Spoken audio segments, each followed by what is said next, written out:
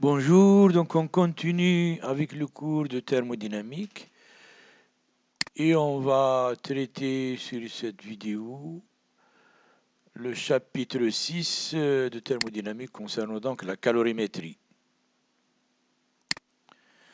Comme son nom l'indique, calorimétrie, donc c'est mesure des chaleurs, métrie mesure, calorie mesure des calories, donc mesure des quantités de chaleur dans le but de déterminer par exemple des chaleurs massiques. Introduction, donc si on mélange deux quantités d'eau de masse M1 et M2. Par exemple, on suppose que M2 est plus chaude que M1. M2 de température T2 supérieure à la température T1 de la masse M1. On suppose aussi que la chaleur ne s'échange qu'avec les deux masses, c'est-à-dire qu'ils sont isolés thermiquement. On aura donc une chaleur cédée par la masse M2 d'eau chaude. M2 c'est de l'eau TF moins T2. TF moins T2 est négatif puisque T2 est supérieur à TF. La température de la masse M2 a baissé. Cette chaleur est reçue par la masse M1 d'eau froide, telle que cette chaleur M1 c'est de l'eau TF moins T1, donc reçue, positif. À partir de cette équation, qui est l'équation calorimétrique, on détermine la température finale d'équilibre TF égale M1 T1 plus M2 T2 sur M1 plus M2.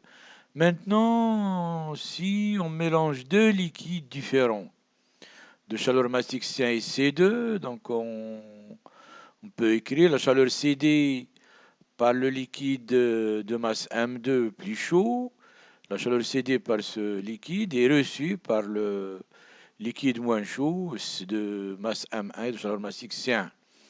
Donc M1 C1 TF moins T1 chaleur reçue par le liquide de masse M1 et M2 C2 TF moins T2 cédé, donc TF moins T2 négatif, TF moins T1 positif. Sachant bien sûr que T2 est supérieur à T1. À partir de cette équation calorimétrique, donc on détermine la température finale TF égale M1C1T1 plus M2C2T2 sur M1C1 plus M2C2. Donc la calorimétrie, en fait, c'est une science qui s'occupe des mesures des quantités de chaleur. Et donc on réalise des expériences sur une enceinte calorimétrique. Une enceinte calorimétrique, donc on a un vase calorimétrique dans lequel on réalise des expériences. Par exemple, on a des liquides à l'intérieur ici, liquide calorimétrique. Un thermomètre qui nous permet la mesure des températures. Un agitateur qui nous permet d'homogénéiser le système, d'homogénéiser la température. Donc, bien sûr, un couvercle pour isoler le système. Et là, des parois donc isolantes, vase calorimétrique, parois isolantes. Donc, une enceinte calorimétrique, elle est isolée, bien sûr, thermiquement isolée. L'expérience donc est faite à l'intérieur d'un récipient appelé vase calorimétrique. Ce vase est donc placé dans l'enceinte isolante. On travaille à pression constante, on travaille à la pression atmosphérique, pression constante. Donc, dans ces conditions de travail, sachant que l'enthalpie H égale U plus PV, à partir de là, si je détermine la différentielle de H, dH égale D de U plus D de PV. Donc DU, D de PV, c'est PDV plus VDP. Et DU égale DQ plus DW. DW égale moins PDV. Donc si je remplace DU par DQ moins PDV, donc plus PDV plus VDP, on a moins PDV plus PDV qui se simplifie, il reste DH égale dQ plus VDP, puisqu'on travaille à pression constante, DH à pression constante égale dQ à pression constante. Et on est dans une enceinte adiabatique, pas d'échange avec le milieu extérieur, donc delta H total égale 0, c'est-à-dire que sigma sur I de Q égale 0. Si on a par exemple deux corps de chaleur, de quantité de chaleur Q1 et Q2, donc on aura Q1 échangé par le corps 1 plus Q2 échangé par le corps 2 égale 0. On utilise en général deux méthodes en calorimétrie. La méthode des mélanges qui nous permet la détermination des chaleurs massiques des solides et la méthode électrique qui nous permet la détermination des chaleurs massiques des liquides. Donc on commence par la méthode des mélanges dans un calorimètre de capacité calorifique nue, qu'on appelle aussi valeur en eau du calorimètre. On verse une masse d'eau, une masse ME d'eau. Donc le tout est en équilibre à la température T1. Donc l'eau, la masse d'eau dans le calorimètre en équilibre sont en équilibre à la température T1.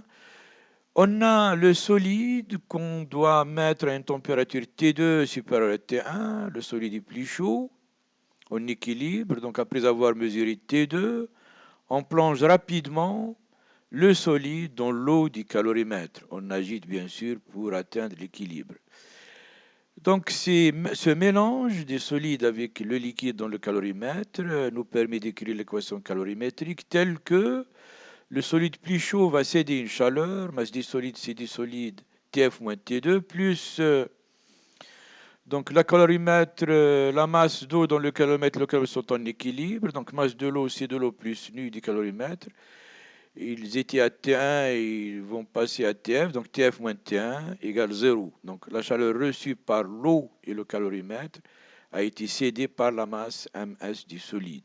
À partir de là, on détermine MSCS à partir de cette équation telle que MSCS égale masse de l'eau, c'est de l'eau plus nu TF moins T1 sur T2 moins TF.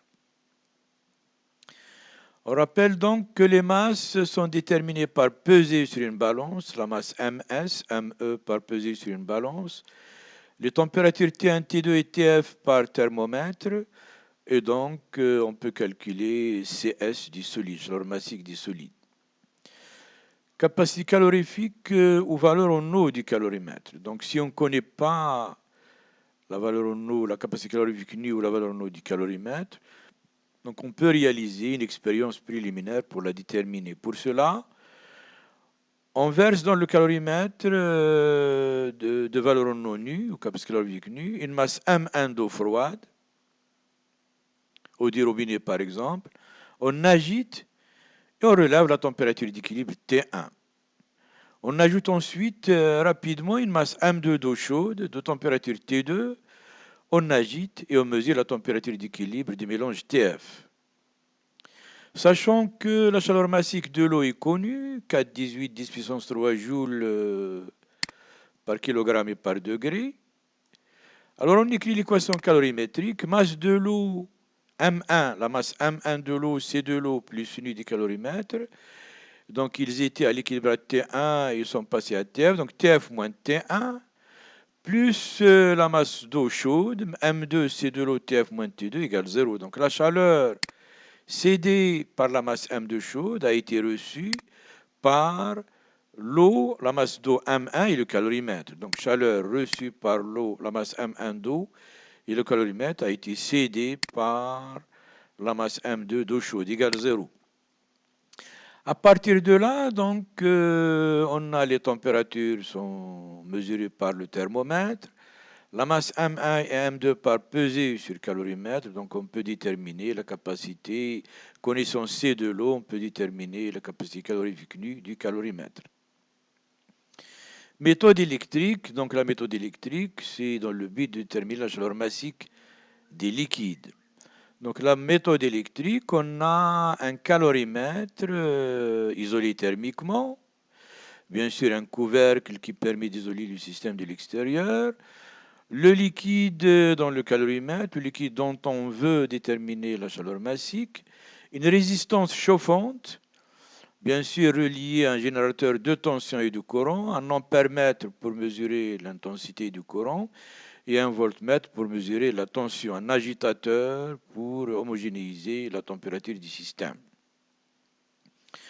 Donc avant de commencer le chauffage, le liquide est en équilibre dans le calorimètre, on mesure sa température T0. On mesure donc sa température T0 et on démarre le chauffage. Quand on démarre le chauffage, donc la résistance chauffante va fournir une chaleur qui sera reçue par le liquide et le calorimètre. Donc la chaleur reçue, cédée par la résistance chauffante, UIT, est reçue par le liquide et le calorimètre. Donc K plus MC, T moins T0, ça c'est le calorimètre et l'eau dans le calorimètre, ils vont passer à T après chauffage. À l'état initial, c'est T0. Ça, c'est la chaleur fournie, unité par la résistance chauffante. À partir de cette équation calorimétrique, donc on peut déterminer T, la température T égale UI, U la tension et l'intensité, sur K plus MC fois le temps plus T0. Et on voit que T en fonction du temps est une droite de valeur à T égale 0, T0, donc c'est une droite. Donc si on fait une expérience en mesurant la température T, par exemple, tous les 2 minutes, on démarre le chauffage à T0, on a la température T0. À 2 minutes, on mesure la température, 4 minutes, 6 minutes, 8 minutes, on trace T en fonction du temps. Donc on obtient une droite de pointe UI sur K plus MC. Donc à partir de cette pente, connaissons la tension mesurée par le voltmètre, l'intensité par l'ampèremètre, connaissons K du calorimètre, donc on peut déterminer MC du liquide, et si on pèse, par peser sur une balance, on détermine la chaleur massique C. On remarque qu'on peut aussi déterminer la capacité calorifique du calorimètre par la méthode électrique, à condition que le liquide dans le calorimètre soit de l'eau, de capacité calorifique MC connue. En fait, si on a de l'eau, cette équation T égale UI sur K plus M, c'est de l'eau maintenant, T plus T0. On a donc C de l'eau 4,18 10 puissance 3 kJ, donc joule par kilogramme et par degré, connu. Donc, connaissons U la tension qu'on mesure sur le voltmètre, l'intensité de l'ampèremètre. Donc, on peut déterminer K du calorimètre. Donc, si on a de l'eau, on détermine K de la même manière, en refaisant l'expérience de calorimétrie concernant la méthode électrique. Donc, merci pour votre attention et au prochain cours qui va donc concerner le second principe de la